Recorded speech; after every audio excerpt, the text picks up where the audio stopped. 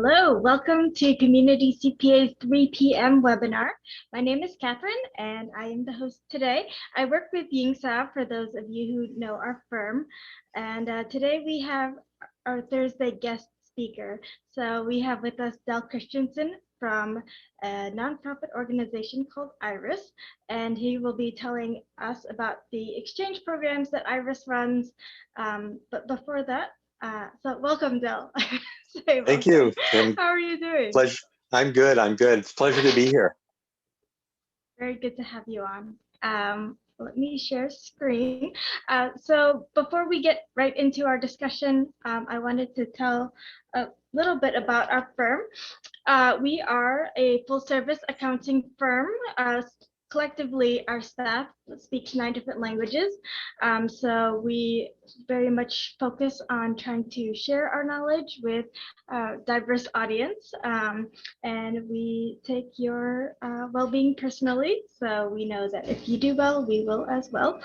You can find us on all these different media. So communitycpa.com is our website, and then we are on YouTube. We put up all our webinars there, and as well as social media.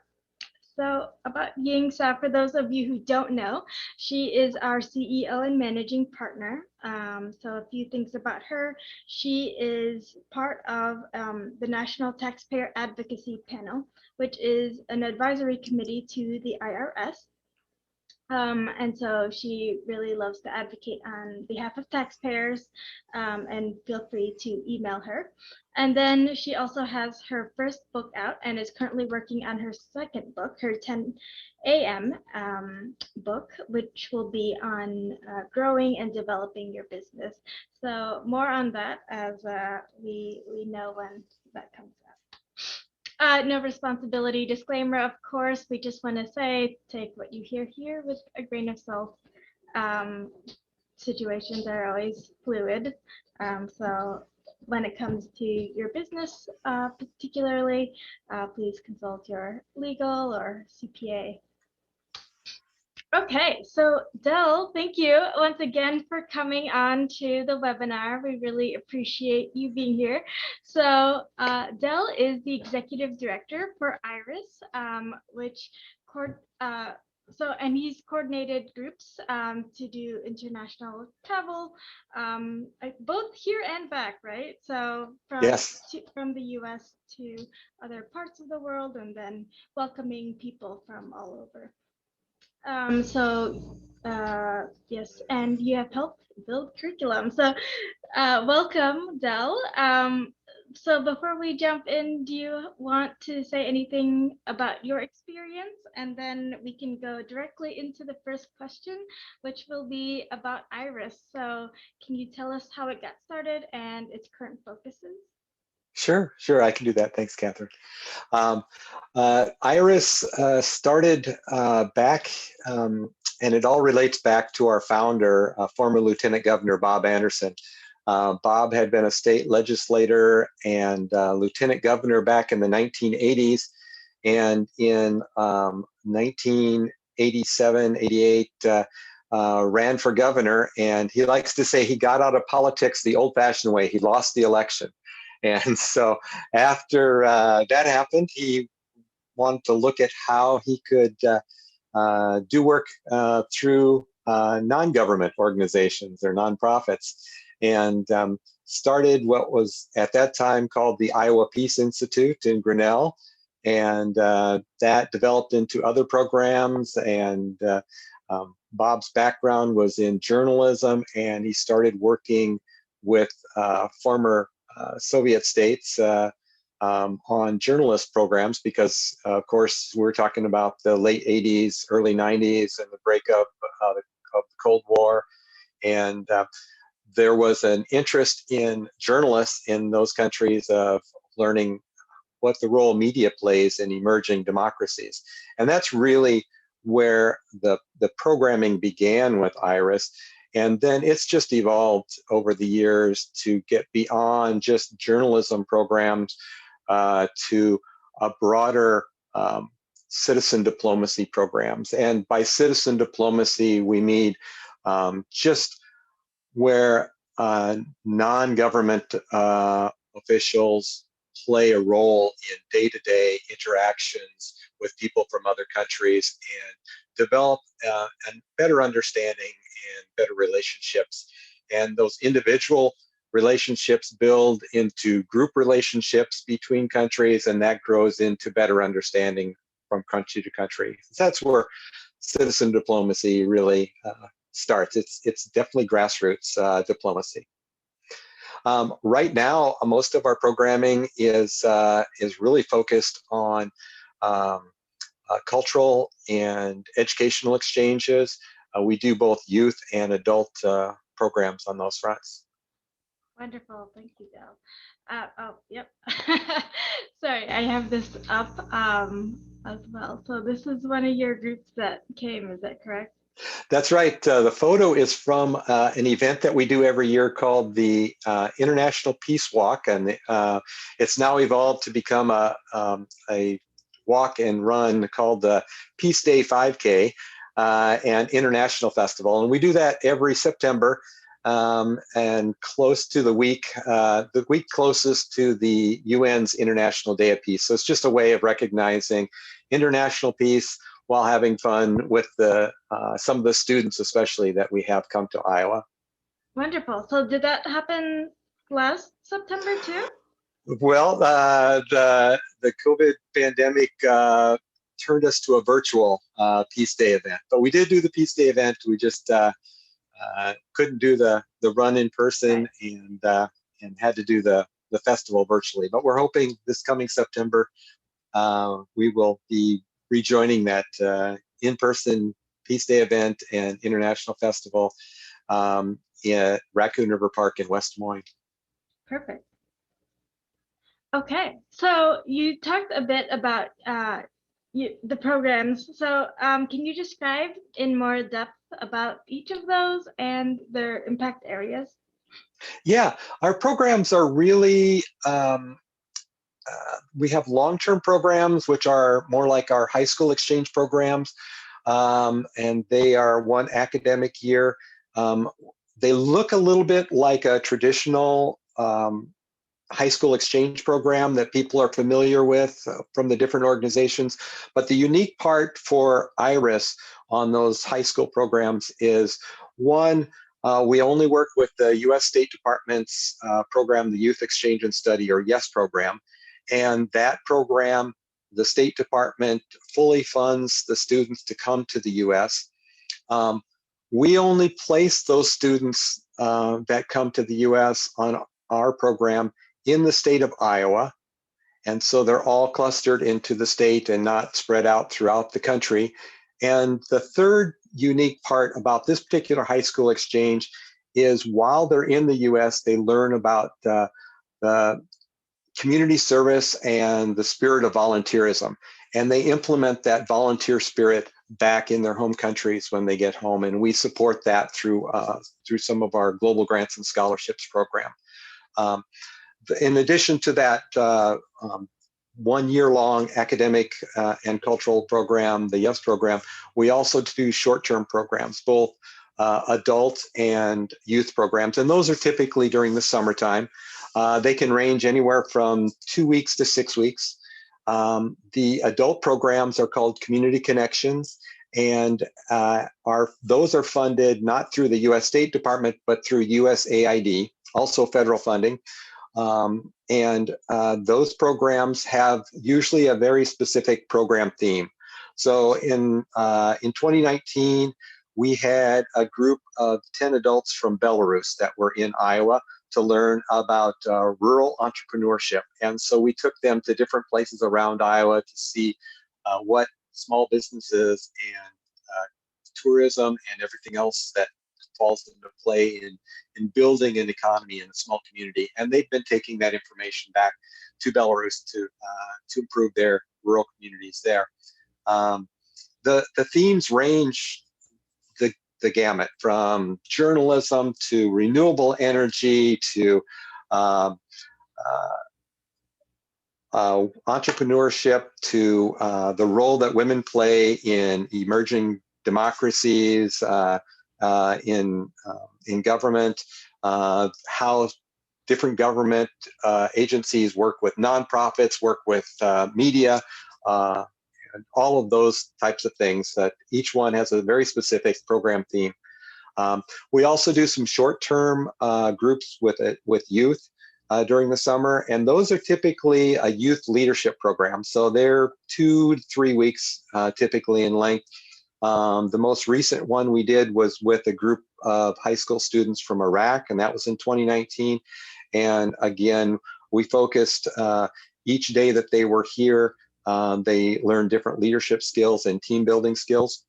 But all of those programs, whether they're short-term program or a long-term program, one of the key elements that comes into play from a citizen diplomacy standpoint for us is they are all hosted by volunteer host families here in the state of Iowa. And so they get a real sense of the welcoming nature of Iowans and what we like to call Iowa nice. So with the Community Connections program, it is for a couple of weeks, is that correct? Yes, the Community Connections program is for 3 weeks. They stay with host families for those 3 weeks, and then Monday through Friday, we have full days of activities, whether they're visiting with government officials in at the Capitol, or visiting with businesses in Des Moines, or traveling the state and learning about renewable energy. One of the great things I've always found about IRIS and about Iowa in general is the resources we have in this state always surprise me. We had a group of adults from Turkmenistan that were here to learn about renewable energy, and one of them said, well, I work with algae as a biomass for renewable energy. What can you help me with there? And I'm going scratching my head wondering, in Iowa, algae to biomass. I'm not sure we do that. I know biomass production with corn and other products. So I made some calls around and contacted the National Algae to Biomass Association in Minneapolis, by the way. And he said, well, you should contact our board member who lives in Southern Iowa. And so again, we had an Iowa connection, which I had no clue about, but it's always fun to surprise international guests when they come to Iowa, because the perception a lot of our groups will have is, well, it's not New York and it's not Los Angeles, so there probably isn't much there to learn from. And by the time their short-term programs are over, most of them have come back and said, wow, that really surprised us, and we're really impressed with the people that you have in your state. Right. And I think what's great about these sort of programs, especially as you're taking these groups to different people, is like the breadth of the exposure, right? Just for all parties involved. So not just for the international people, but like how often do people get to meet Belarusians, Probably Exactly. not very often. So Exactly. And especially with our high school program, the students that we have coming under the YES program come from countries with prominent Muslim populations, and they're coming from countries that wouldn't be in a normal high school exchange program.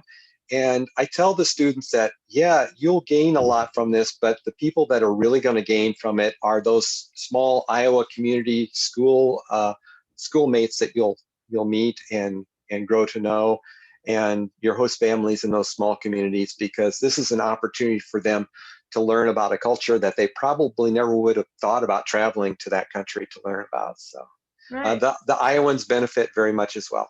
Yes, yes. So for the YES programs, do you put them in somewhat like groups into different schools? We'll try. We typically have 30 students coming every year under the YES program to Iowa, and normally we won't have more than 2 students in any one community. They might have 2 in one community, and they wouldn't even be from the same country. So we'd make sure that they're from different countries, and we try and place them in both large schools as well as the small communities. And honestly, while most of the students think that being placed in Des Moines will be the most fun, it's the ones that are placed in Colo, Iowa, that find the real hometown feel. So Yeah, for sure. I don't know if you wanted to mention anything about the grants and scholarships that you have. yes, as I mentioned, once the groups go back, because they do learn about community volunteerism, and one of their goals is to go back and do more work in their own communities and better their communities. With the Community Connections program, we actually do a strategic planning session while they're here, so that they go back with special, very specific goals of what they want to achieve back home.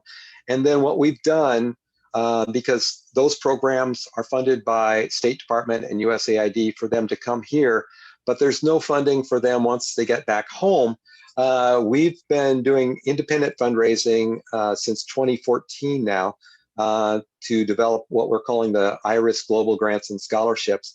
And that's just scholarships for students and adults to continue their education in their own country, and grants for them to build and develop and implement volunteer projects in their own country. And the grants are, each year we distribute $20,000 in grants and scholarships, and the grants can be up to $2,000. The scholarships also can be from $200 to $2,000. But in some of the countries we work in, a scholarship of $350, $400 can pay for their entire tuition, school fees, the works. So the money goes a long way back in their own country. And so Right. we've been able to do that for the last 6 years now, going on 7 years. That's great. I think that's very necessary to continue kind of the momentum of what they learn, right? Exactly. Okay, so with COVID, what have been some of the challenges to citizen diplomacy and your programs, and how has IRIS had to adapt? Last March, when the word came out about COVID, we had 30 high school students in Iowa. We had to find ways, and they were from 24 different countries. We had to find ways of getting them back safely to their countries. We spent through July getting those students safely back home. We would have had another 30 students coming in August, and we're told that they would not be coming, so those students were all deferred. We did put together a virtual exchange program for some of our high school students for this spring. And it's been a challenge, but part of what's been exciting about it is the opportunity to try different things as far as workshops and using an online format. So, for example, one of our workshops where you see the Zoom screen there is a gentleman by the name of Josh Chamberlain. He's from Teehee's Comedy Club in Des Moines, and he does a workshop on team building through improvisation. And so I was very impressed with the students that we had on that workshop.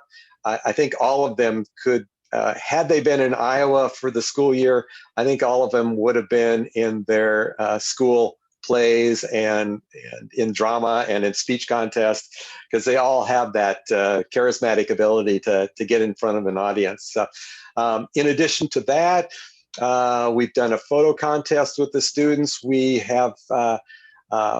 done workshops where they learn about different parts of Iowa. We recently had a program on music of the Mississippi River and the different music that has evolved along that river corridor.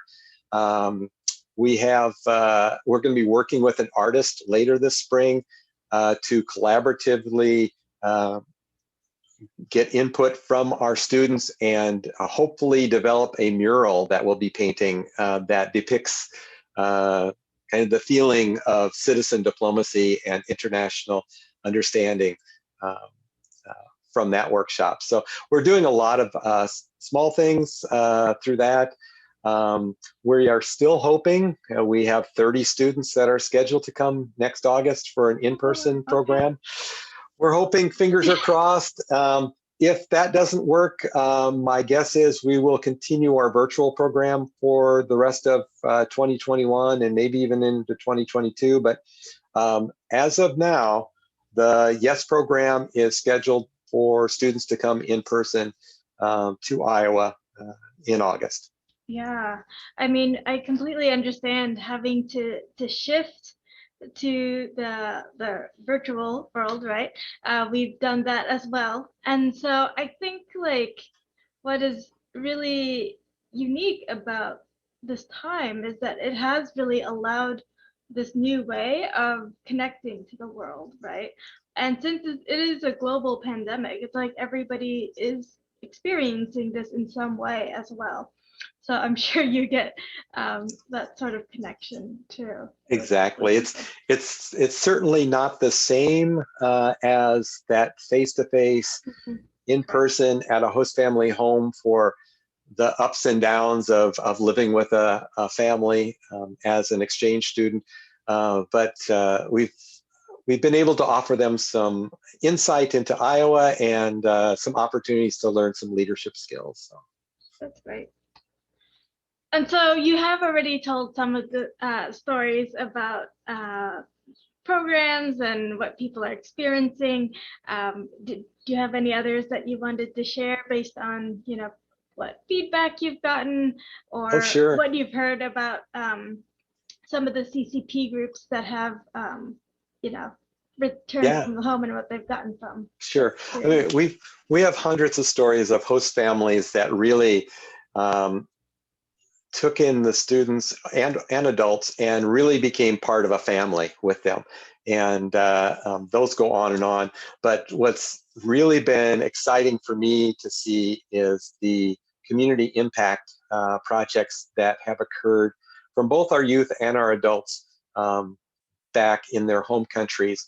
And you never know what experience or what lesson they're learning while they're in Iowa that will most impact them. And an example I give is we had a high school exchange student from Tanzania. She is from a Maasai tribe. And while she was in Atlantic, Iowa, she saw a library bookmobile. And she thought, what a fabulous idea. Bring the books to the children instead of making the children go to a building. Um, and she wanted to implement that idea back home and try to get more books to the children in the different Maasai villages throughout the Serengeti. And of course, she wasn't finding funds for a big bookmobile like we would have here, but she took the same concept and she created a book basket library. And she would load up a couple dozen books into the basket of her bicycle. She would go to one village, she would drop those books off, she would collect books and go to the next village. And she did that circuit for many months and essentially took the idea of a library bookmobile and implemented it in East Africa. So that kind of thing, you just never know where that's going to evolve. Right. The projects that the alumni have done over the years have ranged from medical training, CPR training, education for youth, special programs for people with disabilities. We have alumni in East Africa that are currently working on projects to help people in the albino community in East Africa. We've had students in West Africa that have been doing sign language training for school staff and families for those that have children with hearing disabilities. And the projects that have been done in other countries have just it's been all over the board. So it's been wonderful to see. Very cool stuff, and you hope that a little bit of that came from Iowa and a lot of it came from their just desire to make their community better. Yeah, that's wonderful. Okay, so now that we've gotten everyone excited about citizen diplomacy and meeting international people, how can someone get involved? in the programs? Yeah, there are really two main ways for the general public to be involved. But most importantly, staying connected with us through our social media, through our website, www.iris-center.org. We have Facebook, Twitter, Instagram, all listed on the screen there. Mainly, we're looking for, as I mentioned, we're doing fundraising every year. We try and raise $20,000, and then we turn that $20,000 immediately around to grants and scholarships to our alumni around the world. So if people are interested in donating to IRIS, please do contact us for that. Any amount, as I mentioned, with some countries, full year's tuition can be as little as $300, $400. So any little bit does help, and it goes such a long way in many of these countries that we work in. So donations every year, we do fundraising throughout. And then the other way is consider being a host family, whether it's for short-term programs of 2 to 4 weeks, or a full year, academic year of hosting a student in your home. It's a life-changing experience. The host families that we have many host families that were hesitant to host, and then once they hosted, they wanted to continue hosting year after year after year. It's just, to me, one of the most beautiful parts about citizen diplomacy is that not only getting to know an individual, but having them feel like they're really a part of your family, and they've become an extended member of the family. I just yesterday, an example is yesterday was Mother's Day in the Republic of Georgia.